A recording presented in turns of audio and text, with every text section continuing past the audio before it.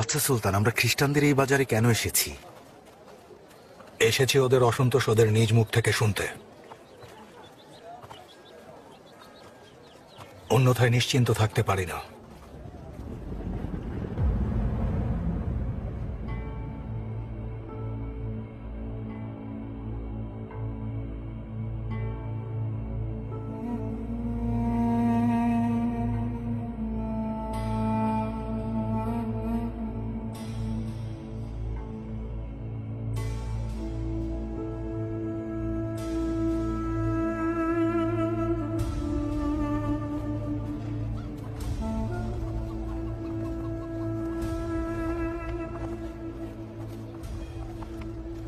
এগুলো ভালো হবে। স্বাগতম। এগুলো ইস্পাহানের খাঁটি আপেল, মৌসুম চলছে। হ্যাঁ, বুঝেছি। সুগন্ধ বাজারের ওই মাথায় পৌঁছে গেছে। তাহলে আপনি আমাকে কিছু আপেল দিন। জি জনাব।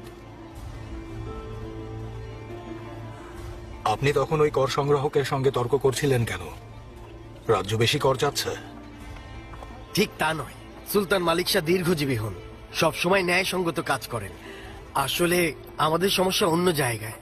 প্রথমে আমাদের রাষ্ট্রদূত এবং পরে তার স্ত্রীকে হত্যা করা হয়েছে। হত্যাকারী রাজ্যের বিশেষ লোক, এখনো তাকে গ্রেফতার করা হয়নি। আমি সুলতান মালিক শাহ ন্যায়ের কথা শুনে বাইজেন্টাইন ছেড়ে এখানে এসেছি, কিন্তু উনি যদি ন্যায়ের পথে না থাকেন এই রাজ্যে থাকার কি কোনো মানে হয় বলুন? সুলতান মালিক শাহ ন্যায়ের প্রশ্নে মুসলমান কিংবা খ্রিস্টানে ভেদাভেদ করেন না। তবে ওই হত্যাকারীকে যদি গ্রেফতার না করেন, খ্রিস্টানরা সুলতানের উপর আস্থা হারিয়ে ফেলবেন। সুলতান শাস্তি না দিলে আমরা তাকে সুলতানের খাস লোকই মনে করব, যার অর্থ হবে খ্রিস্টানদের প্রতি সুলতানের কোনো মায়া নেই।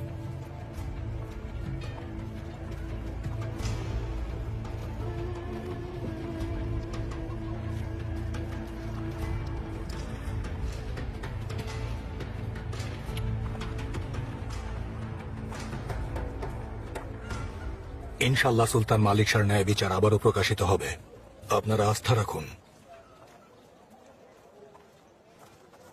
খোদা হাফেজ।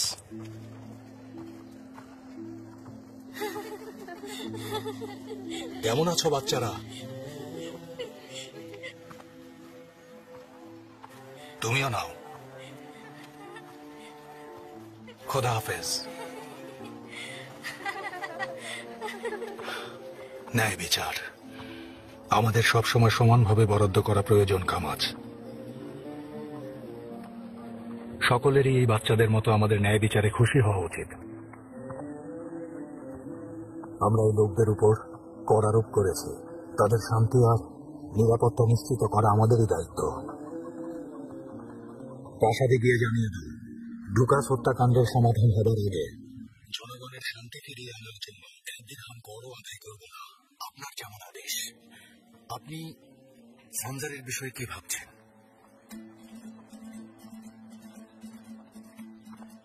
যে উপকার সে করেছে তা একদিকে, আর অন্যদিকে তার বিরুদ্ধে তোলা অভিযোগ।